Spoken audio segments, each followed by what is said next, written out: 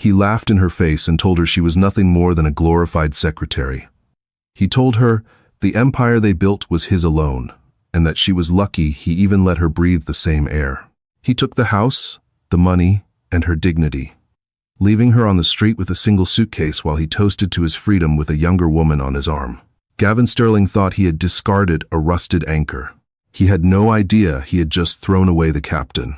5 years later, he walked into the city's most exclusive hotel to save his failing company, demanding to speak to the owner. He expected a stranger. He didn't expect her. This is the story of how the woman he destroyed became the one woman who could end him. The champagne cork popped with a violence that made Audrey flinch, though no one else in the crowded penthouse suite seemed to notice. The sound was swallowed instantly by the roar of applause that was directed entirely at the man standing on the velvet dais in the center of the room. Gavin Sterling raised his glass, his smile blindingly white, perfectly practiced. He looked every inch the tech mogul he claimed to be.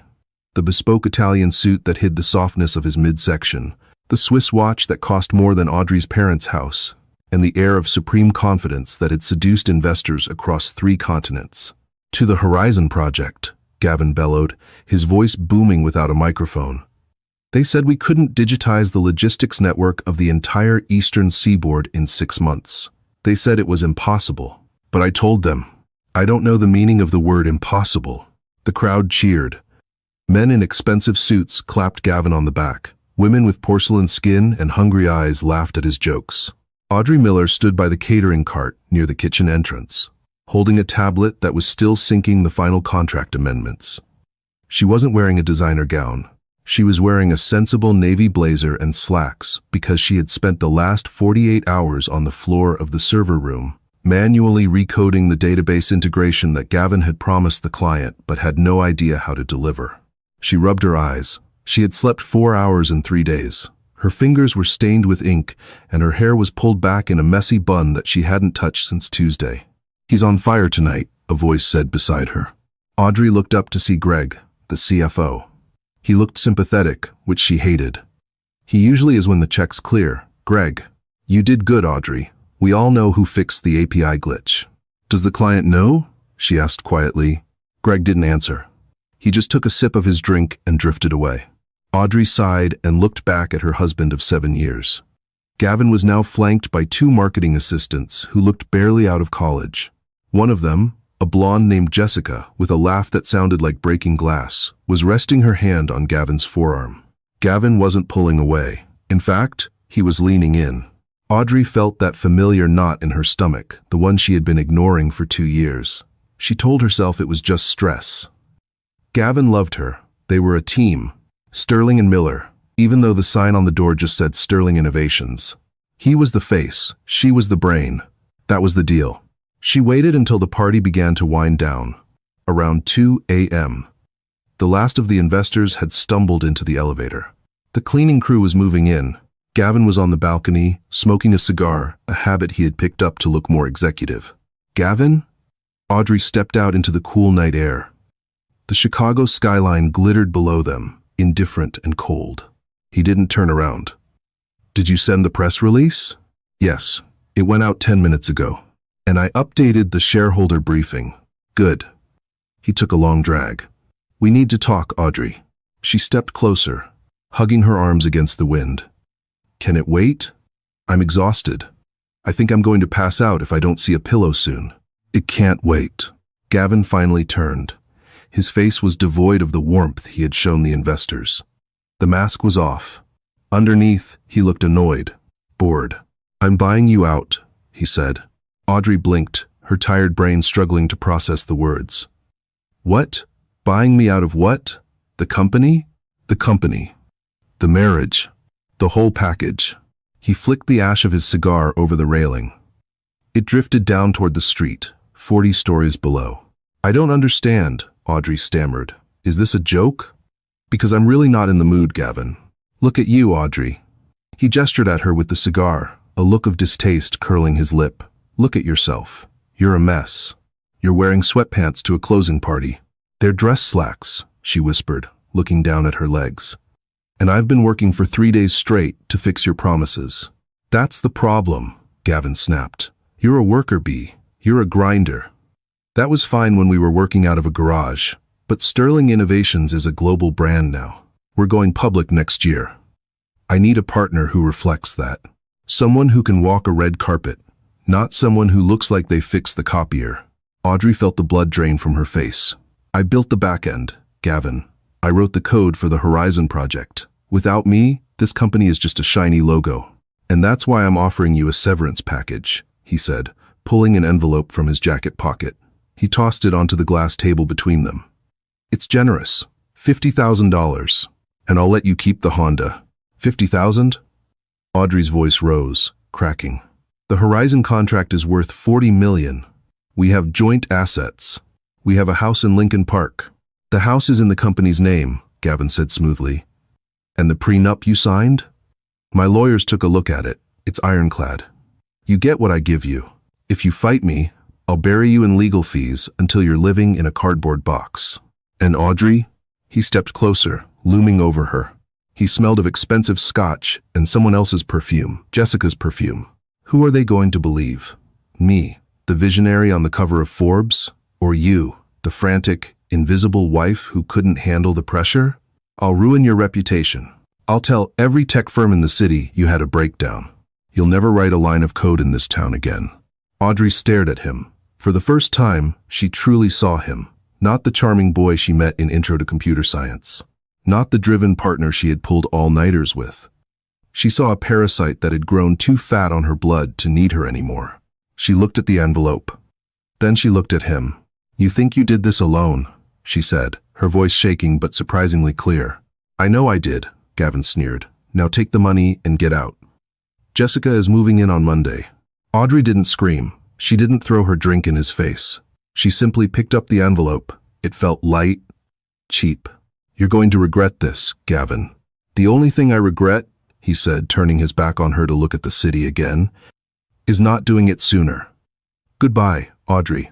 She walked out of the penthouse, past the half-eaten shrimp cocktails and the empty champagne bottles. She took the elevator down alone. When she walked out into the lobby, the doorman, a kind older man named Samuel, tipped his hat. Good night, Mrs. Sterling. It's Miss Miller, Samuel, she said, choking back a sob. It's just Miss Miller now. The generous $50,000 didn't last long. Gavin hadn't been bluffing about the lawyers. He froze their joint accounts the next morning. He contested the severance immediately after she cashed the check, claiming corporate malfeasance to tie the money up in arbitration. It was a lie, but it meant Audrey had to spend half of what she had just to retain a mediocre attorney who told her she had almost zero chance of winning against Gavin's army of sharks. Within 3 months, Audrey Miller, the secret architect of a multi-million-dollar tech empire, was living in a studio apartment above a bowling alley in a neighborhood where the police sirens were the lullaby. She applied to every tech firm in Chicago, then in Milwaukee, then remote jobs. Every interview went the same way. The hiring manager would look at her resume, look impressed, and then make a call. A day later, she would get the rejection email. We've heard concerning things regarding your departure from Sterling Innovations. We aren't looking for drama. Mr. Sterling mentioned you struggled with stability. He was blacklisting her. He was actively hunting her down and ensuring she couldn't stand back up. It was a Tuesday in November, raining the kind of freezing sleet that cuts right to the bone. Audrey was sitting in a laundromat, watching her 3 work outfits spin in the dryer. She had $12 in her bank account. Rent was due in 4 days. She checked her phone. A notification from LinkedIn popped up. Sterling Innovations announces record Q3 profits. CEO Gavin Sterling engaged to Jessica Thorne. The picture showed Gavin and Jessica on a yacht in the Mediterranean. Jessica was wearing a ring the size of a grape. Gavin looked like a king. Audrey felt a dark, heavy stone settle in her chest. It wasn't sadness anymore. It was something colder. It was the realization that playing by the rules, working hard, being loyal, being the brain, had gotten her nothing but poverty and humiliation. She needed a job. Any job. She couldn't be a coder anymore. Gavin had walled off that garden. She had to go somewhere he wouldn't think to look. Somewhere he wouldn't care about. She walked out of the laundromat and saw a help wanted sign taped to the window of a passing bus. It wasn't for a tech company. It was for a staffing agency specializing in hospitality. Maids, front desk, kitchen porter. Audrey Miller, who had graduated summa cum laude and built complex logistical algorithms, walked into the staffing agency wet, cold, and desperate. "I need work," she told the woman behind the desk, a no-nonsense lady named Barb. "What's your experience?" Barb asked. "Chewing gum." "I used to manage a large office," Audrey lied. "Organization. Logistics. Customer relations." Barb looked her up and down. "You look tired, honey. Can you scrub a toilet? If it pays the rent?" "I got a spot. Night shift. The Kensington Grand. It's an old hotel downtown. Used to be fancy, now it's got character. They need a night auditor/front desk agent. Minimal human contact. Just you, the drunks, and the books. Pay is minimum wage plus a night differential. I'll take it." The Kensington Grand was a dinosaur. It was a massive, hulking, limestone building built in the 1920s. It had brass railings that were tarnished black, velvet curtains that smelled of dust, and a lobby that felt like a mausoleum. It was owned by a private family trust that hadn't invested a dime in renovations since the Reagan administration. Audrey's first night was a disaster. The computer system was running on DOS. The printer jammed every 10 minutes. A guest in room 402 flooded his bathroom. And since there was no maintenance staff at 3 a.m., Audrey had to go up there with a plunger and a stack of towels. She was on her knees on the bathroom floor, soaking up water with cheap towels, when she caught her reflection in the mirror. Her hair was frizzy from the humidity. Her uniform, a polyester vest that was 2 sizes too big, hung off her gaunt frame. "This is it," she whispered to herself. "This is what you're worth." But as she wiped the floor, her mind started to work. It was a reflex she couldn't stop. She noticed the plumbing fixtures were high quality, just poorly maintained. She noticed the tile was Italian marble under the grime. When she went back down to the desk, she looked at the ledger. The hotel was bleeding money, not because it was a bad property, but because it was being run with zero efficiency. The inventory counts were wrong. The staffing schedules were erratic, resulting in huge overtime costs. The room pricing was static, not adjusting for weekends or events. It was a mess. It was a logistical nightmare, and Audrey Miller loved fixing nightmares. For the first 6 months, she stayed quiet. She did her job, collected her meager paycheck, and ate instant noodles. But during the long, quiet hours of the night shift, she started to build. She didn't have access to the source code, but she had Excel. She built a spreadsheet to track the housekeeping inventory. She reorganized the filing system. She created a manual shift-swapping protocol that eliminated overtime by 15% just by matching availability better. She didn't tell anyone. She just did it because the chaos annoyed her. One rainy Tuesday, always a Tuesday around 4 a.m., the lobby doors opened. An old man walked in. He was wearing a trench coat that had seen better days and a fedora. He carried a cane, though he didn't seem to lean on it much. He looked like a guest who had gotten lost on the way to the 1950s. "Good evening," Audrey said, standing up, checking in. The man looked around the empty, dimly lit lobby. He ran a gloved finger along the dusty check-in counter. "Not exactly. I'm just observing. Is the coffee fresh?" "I just brewed a pot, sir." "It's not Starbucks, but it's hot." He chuckled. It was a dry, rasping sound. "Hot is a luxury these days." Audrey poured him a cup. He took it and sat in one of the wingback chairs near the desk. "Quiet night?" he asked. "Always is on Tuesdays. Occupancy is at 42%. We have a leak on the 7th floor, but I moved the guests to the 8th before they noticed." The man raised an eyebrow. "You moved them before they complained?" "I track the plumbing issues," Audrey said, shrugging. "The pipes on the 7th floor groan when the temperature drops below freezing. I knew they'd burst, so I preemptively upgraded the guests to a suite on the 8th. They think it was a random act of kindness. Really, it was damage control." The old man sipped his coffee. He watched her over the rim of the cup. His eyes were sharp, incredibly blue, and very alert. "You're the night auditor?" "Yes. You seem overqualified to be predicting plumbing failures based on barometric pressure." Audrey looked down at her hands. "Life happens. We do what we have to." "Indeed." The man stood up. He placed the empty cup on the desk. "My name is Arthur. I suffer from insomnia. Do you mind if I come by occasionally?" The silence in my apartment is deafening. Not at all, Arthur. Audrey smiled. It was the first genuine smile she had felt in a year. I could use the company. He came back the next night. And the night after, they talked about books, they talked about history. Eventually, they talked about the hotel. Arthur would ask questions. Why is the restaurant always empty? Because the menu is too big, Audrey explained, pulling out a notebook where she had sketched a new layout. They're trying to do French, Italian, and American. The food cost is astronomical because of the waste. They should cut the menu by 70%, focus on high-margin comfort food, and market it to the theater crowd down the street. I worked out the cost-benefit analysis here. She showed him the spreadsheet she had made on her personal laptop. Arthur looked at the numbers. He looked at the graphs. He looked at Audrey. You did this? For fun? I did it because it makes sense, she said. Efficiency is beautiful, Arthur. Waste is ugly. Arthur closed the notebook. He didn't say anything for a long time. Then, he reached into his coat pocket and pulled out a card. It wasn't a business card. It was a key card. A master key card. Meet me in the penthouse tomorrow morning at 9 a.m. Don't be late. The penthouse? Audrey frowned. That's the owner's suite. No one goes up there. It's been locked for 20 years. Arthur smiled. A mischievous, fox-like smile. Well then, it's a good thing I have a key. Sleep well, Audrey. Tomorrow, we have work to do. As he walked out the door, the morning sun just beginning to break, the shift manager, a grumpy man named Carl, walked in. Who was that old geezer? Carl grunted.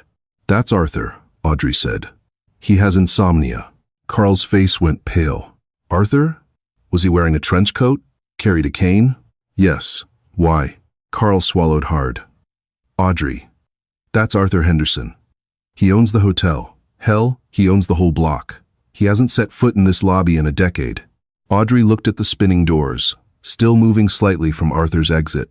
Her heart began to hammer against her ribs. The game wasn't over. It was just beginning. The elevator ride to the penthouse took 45 seconds. Audrey counted them.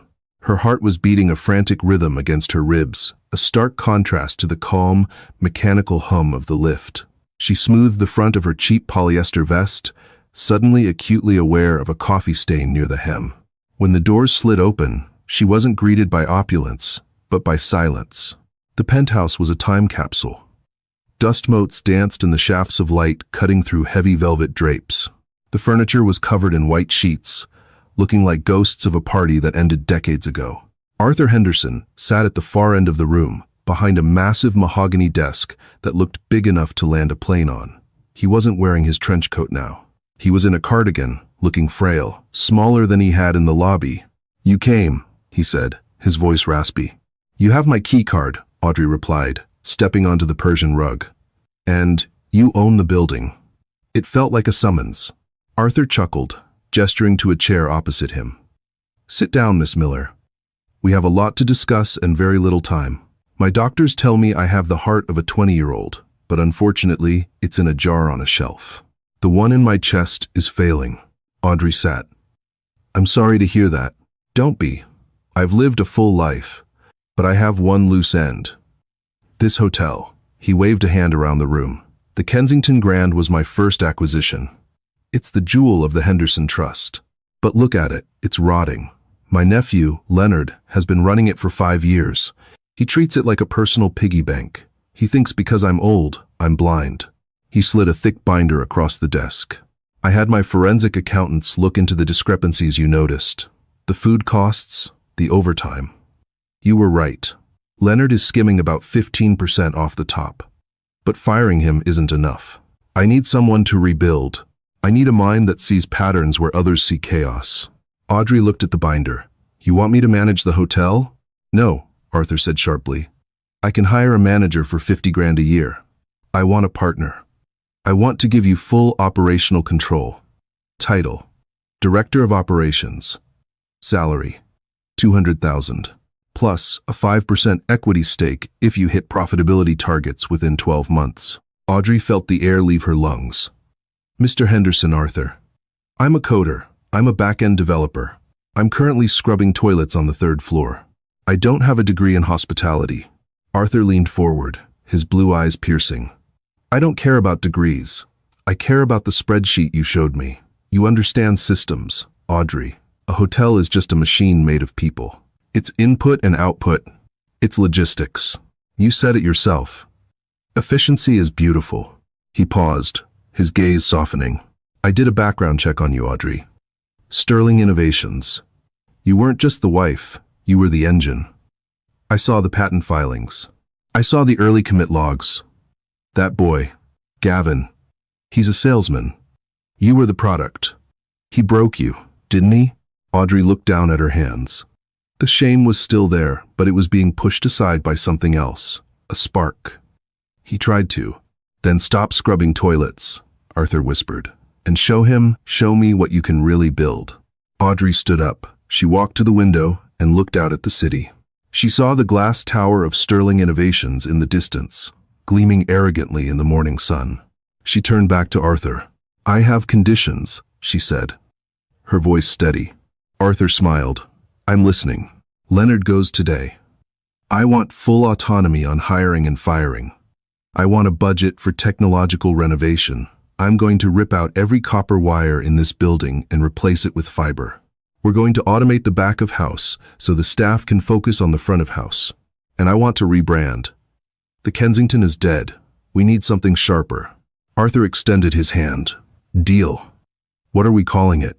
Audrey took his hand. It was frail, but his grip was firm. The Grand, she said. Just the Grand. The next 12 months were a blur of controlled chaos. Firing Leonard Preece was the first order of business. He screamed, he threatened, he threw a stapler at the wall. He shouted, Do you know who I am? Audrey simply sat behind his desk, flanked by 2 security guards, and calmly listed the dates and amounts of every unauthorized withdrawal he had made. Leonard left in silence, carrying a single box. Then, the work began. Audrey didn't sleep much, but for the first time in years, it wasn't because of anxiety, it was because of obsession. She moved into a small suite on the 2nd floor and turned the hotel into her laboratory. She approached the renovation not like a hotelier, but like a developer. Problem. Guests hated waiting at check-in. Solution. She coded a proprietary app, the Grand Key, allowing guests to check in via biometric scan on their phone and use their device to unlock their door. No front desk necessary unless they wanted a human conversation. Problem. Housekeeping was inefficient. Solution? She installed sensors in the linen carts and room minibars. The system, which she named Project Weaver, used predictive algorithms to tell maids exactly which rooms needed turnover and in what order to minimize travel time between floors. Problem. The hotel had no soul. Solution. She hired the staff she had worked with in the trenches. The night porters, the maids, the dishwashers. She promoted them. She trained them. She gave them raises that made the accountants weep, but she told Arthur, happy staff don't steal, and they don't leave. Retention is cheaper than recruitment. She changed too. The messy bun and oversized sweaters disappeared. With her first paycheck, she hired a stylist. She cut her hair into a sharp, asymmetrical bob that framed her face like a helmet of war. She started wearing tailored suits, not the boring gray of corporate America, but bold colors. Cobalt blue, deep crimson, stark white. She became a figure of mystery in the Chicago social scene. Who was this woman running the old Kensington? The tech hotelier. Arthur Henderson visited once a week. He watched the transformation with the pride of a father. They would sit in the lobby now stripped of its dust, the brass polished to a mirror shine, the velvet replaced with modern, sleek leather, and drink coffee. 6 months in, the hotel broke even. 9 months in, it was turning a profit. 12 months in, the Grand was named Travel and Leisure's hottest new hotel in the Midwest. But Audrey stayed in the shadows. She refused interviews. She used a pseudonym on public documents, A.M. Director. She wanted the hotel to speak for itself. And she was waiting.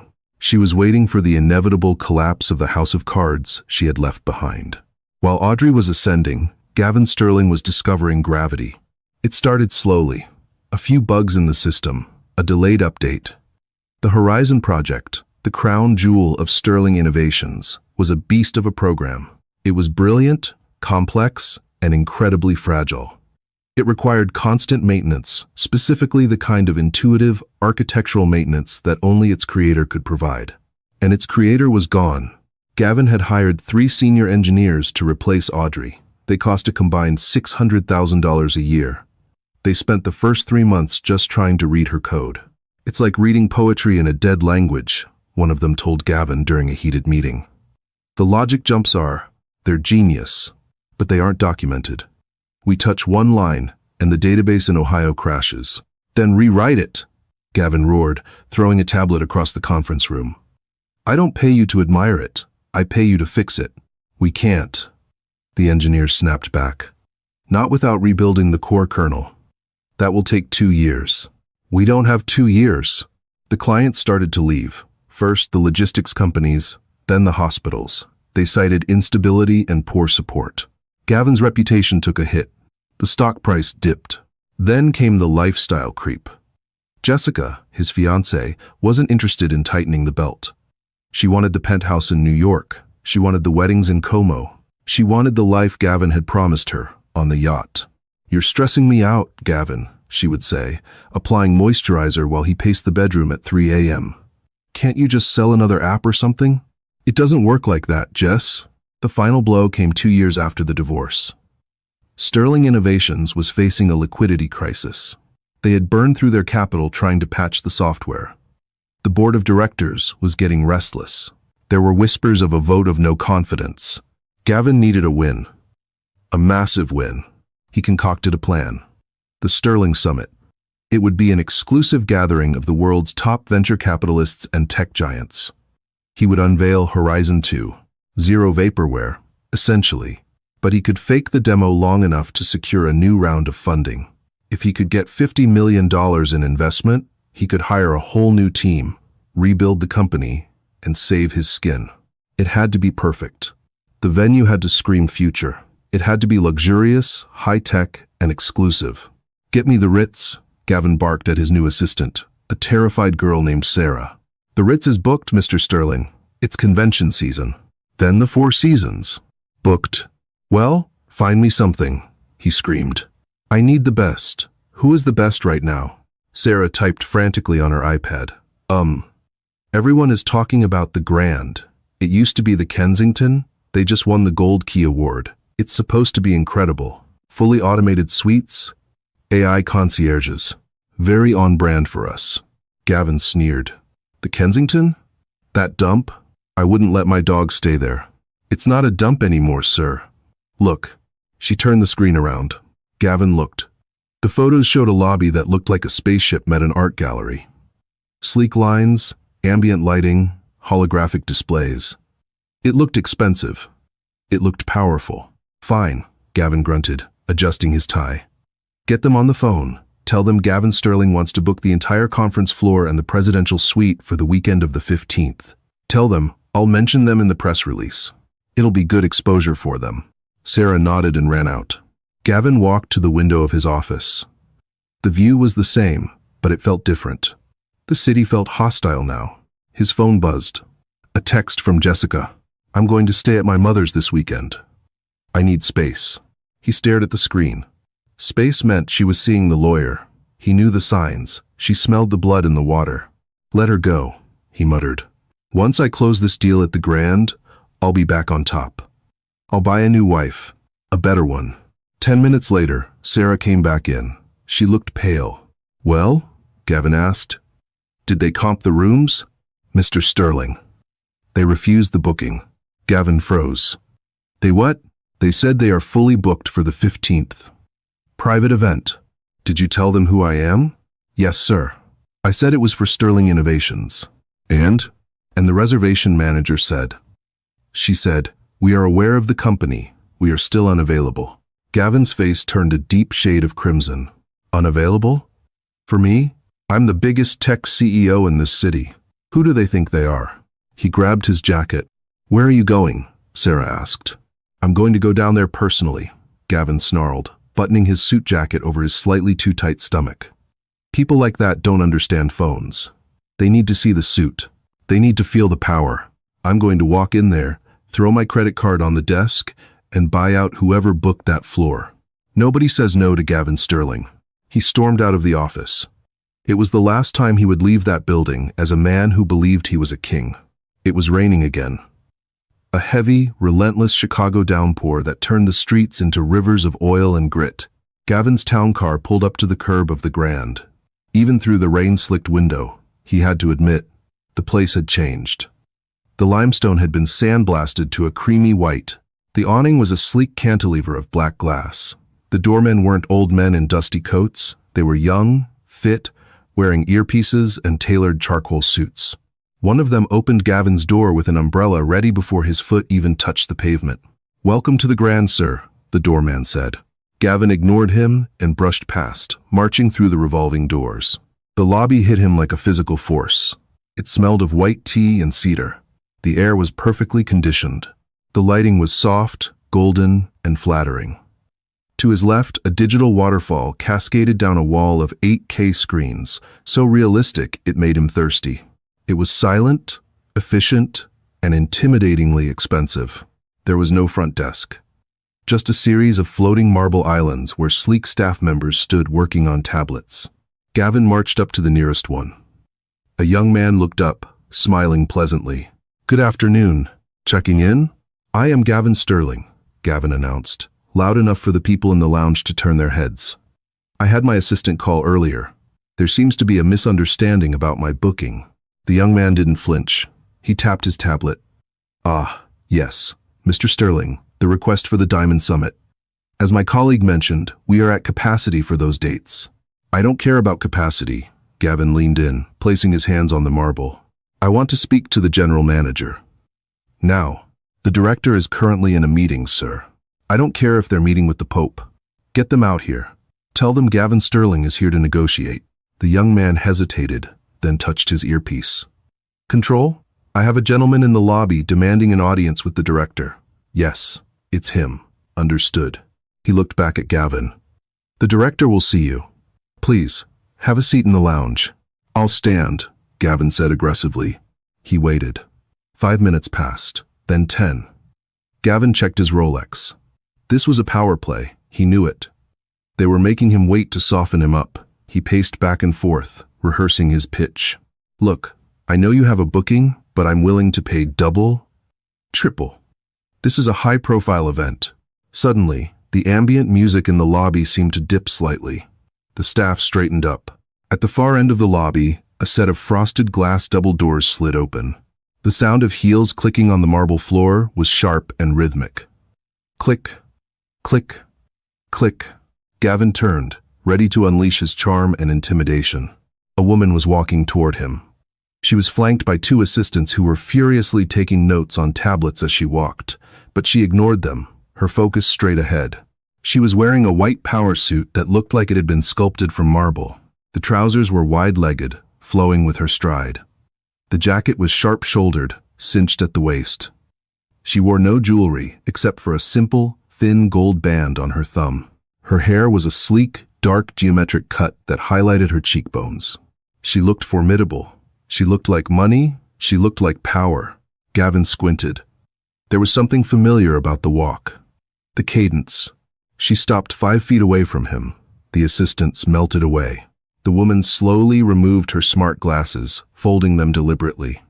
She looked up, and her eyes locked with his.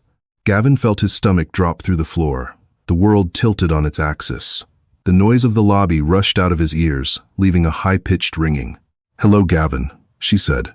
Her voice was different. It wasn't the frantic, pleading voice he remembered. It was lower, richer. It was the voice of someone who gave orders, not someone who took them. "Audrey," he whispered, the name feeling like gravel in his throat. He looked her up and down. He was looking for the stain on her shirt.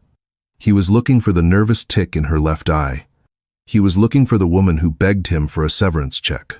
She wasn't there. "You wanted to see the owner?" Audrey asked, a small, cool smile playing on her lips. "I'm the owner. Well, director of operations and majority shareholder of the operating group. But for your purposes, I'm the one who says yes or no." Gavin opened his mouth, but no sound came out. He closed it. He tried again. You work here?" "I built this," she corrected him. just like I built your back end. Except this time, my name is on the deed. But how? Gavin stammered, his arrogance evaporating into confusion. You were nothing. I left you with nothing. You left me with freedom, Audrey said, taking a step closer. She smelled of expensive perfumes, sandalwood, and ambition, not the cheap vanilla she used to wear. You thought you buried me, Gavin.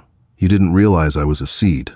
She tilted her head, analyzing him like a bug under a microscope. You look tired, Gavin. The suits are cheaper. Is that a polyester blend? And I heard about the Horizon crash. Nasty business. That's what happens when you fire the architect and try to live in the house. Gavin bristled. His ego, bruised and bleeding, tried to rally. I didn't come here to talk about the past. I came here to do business. I need this venue, Audrey. I'm willing to pay. You can't afford me, she said simply. Name your price. There is no price, Audrey said. We are fully booked. And even if we weren't, I don't partner with failing enterprises. It's bad for the brand. Failing? Gavin laughed, a desperate cracking sound. Sterling Innovations is a pillar of this industry. Sterling Innovations is a corpse, Audrey said, her voice dropping to a whisper that cut deeper than a scream. I saw your Q4 earnings. I know you're leveraging your personal assets to cover payroll. I know Jessica left you. I know you're here because nobody else will take your call. Gavin stared at her. She knew everything. How? He rasped. Because I make it my business to know, she said. Now, if you'll excuse me, I have a meeting with the board of directors. We're discussing our expansion into Europe. She put her glasses back on. Audrey, wait. Gavin reached out, grabbing her arm. Security moved instantly. Two large men materialized from the shadows, stepping between them. Gavin snatched his hand back, as if he had touched a hot stove. Audrey didn't flinch. She just looked at the spot where he had touched her sleeve, then brushed it off as if it were dust. Don't touch me, she said. Get out of my hotel, Gavin, before I have you removed for trespassing.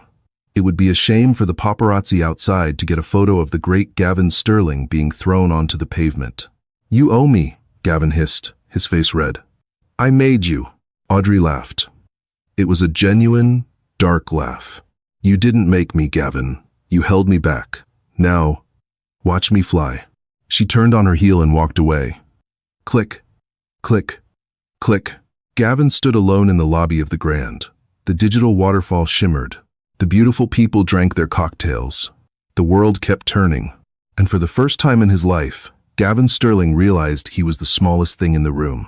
Rejection did not humble Gavin Sterling. It radicalized him.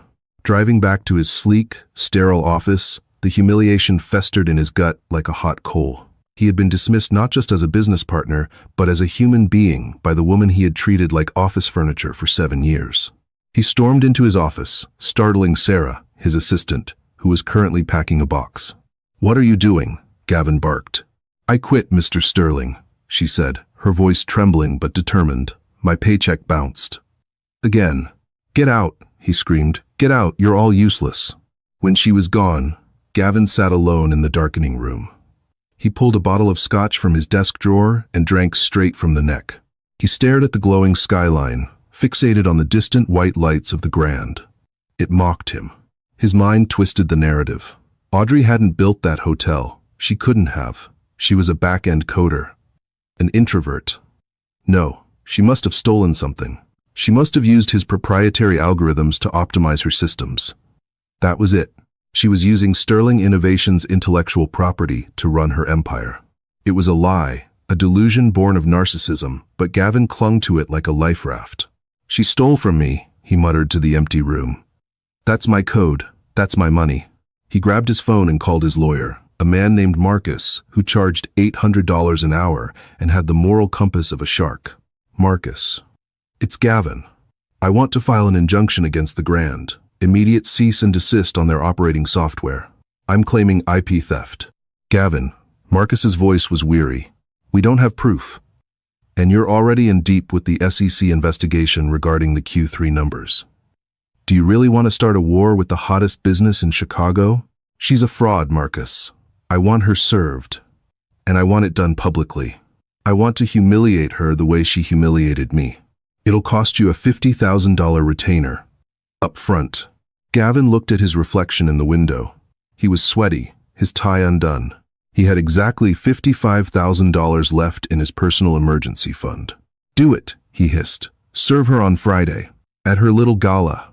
Friday night at the Grand was the event of the season. It was the Crystal Ball, a charity gala benefiting STEM education for underprivileged girls. The ballroom was a sea of diamonds, tuxedos, and champagne. Audrey moved through the crowd with the grace of a queen.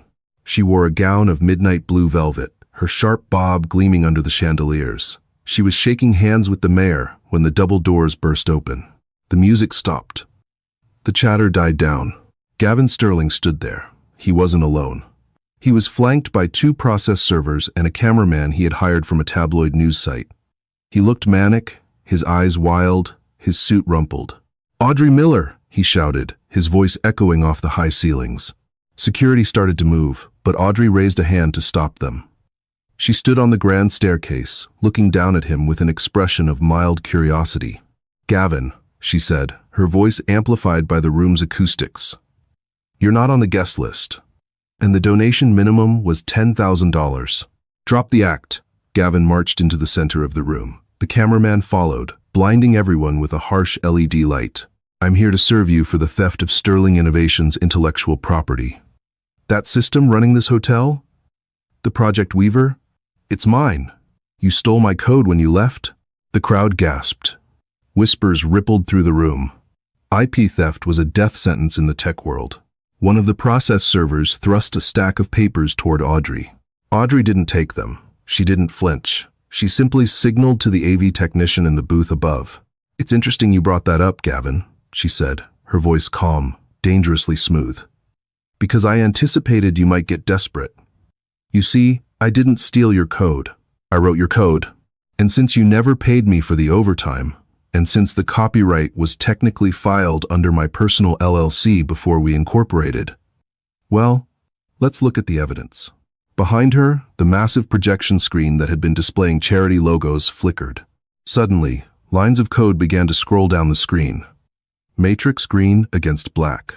"This," Audrey gestured, "is the source code for the Horizon project, the code your company is built on." She pointed to a specific block of text highlighted in red. "And this," she said, "is the signature line. Can you read it, Gavin?" The camera zoomed in. The text on the screen was a comment, hidden deep in the kernel, something no user would ever see, but every programmer would recognize. Author, Audrey Miller. Property of, Audrey Miller.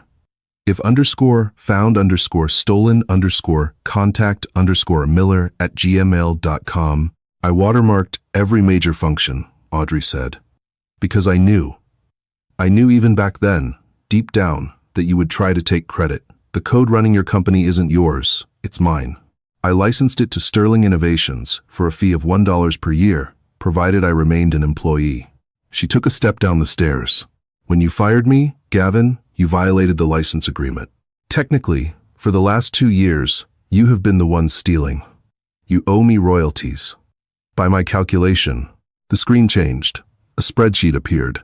You owe me roughly $42 million in unauthorized usage fees. The room went dead silent. Gavin stood frozen. His mouth hung open. The process server awkwardly lowered the papers. "That's a lie," Gavin squeaked. "Is it?" Audrey pulled a phone from her clutch. "I can activate the kill switch right now. If the code is mine, I can turn it off. If it's yours, my command won't work." "No!" Gavin screamed, lunging forward. "Don't!" Audrey tapped the screen. Instantly, Gavin's phone buzzed. Then the phones of half the people in the room buzzed: the investors, the partners, the clients who used Sterling software. "System failure," someone whispered, looking at their screen. The Sterling server just went dark. Audrey looked at Gavin. "Oops. I guess it was mine after all." The cameraman Gavin had hired was now zooming in on Gavin's face, capturing the precise moment his soul left his body. "Security," Audrey said softly. "Please escort Mr. Sterling out. He's trespassing." As 2 guards dragged the screaming, flailing man out of the ballroom, the mayor began to clap. Then Arthur Henderson. Then the whole room. Audrey didn't smile. She just watched him go, feeling the final weight of the past lift off her shoulders. 3 months later, the dismantling of Sterling Innovations was complete. The bankruptcy court had ordered a liquidation of all assets to pay off the creditors. The office furniture, the espresso machines, the patents, and the brand name were all up for grabs. It was a cold, gray morning when the final auction took place in a warehouse district south of the city. Gavin sat in the back row. He was wearing jeans and a hoodie. He hadn't shaved in a week. He wasn't there to buy. He was there because he had nowhere else to go. He wanted to see who would pick over the bones of his dream.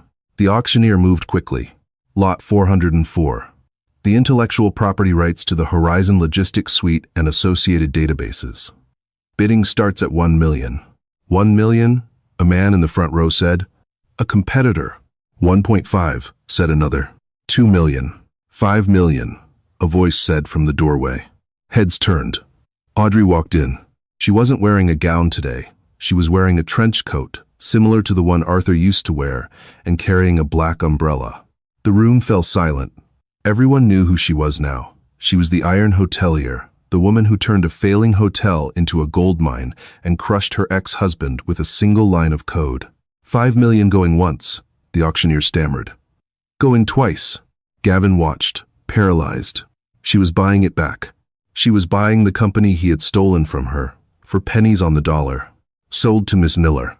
Audrey signed the paperwork on a clipboard the assistant brought to her. She didn't look at the crowd. She turned to leave. Gavin scrambled up. He pushed past the chairs, running after her, out into the rain. Audrey. Audrey, wait. She stopped near her car, a sleek black sedan that matched her new life. She turned slowly. Gavin stopped a few feet away, panting. Rain dripped from his nose. He looked pathetic. You took it all, he said, his voice cracking. The house, the money, the company. You took everything. I took back what was mine, Gavin, she said calmly. There's a difference. What are you going to do with it? He asked. Are you going to run Sterling Innovations? Are you going to be the CEO? No, Audrey said. I'm dissolving the brand. Sterling Innovations ceases to exist as of today.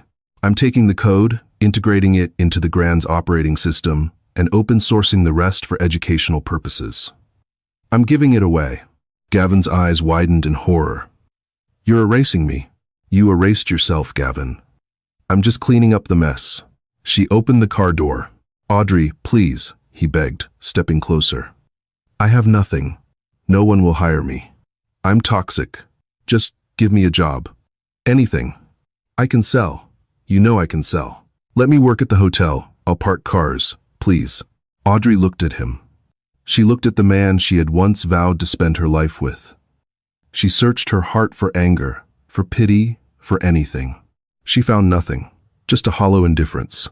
We aren't hiring, she said, but I hear there's a staffing agency downtown. Ask for Barb. Tell her I sent you. She might have an opening for the night shift. Doing what? Gavin whispered. Audrey smiled, a faint, final thing. Scrubbing toilets. It builds character. She got into the car. The door slammed shut with a solid, expensive thud.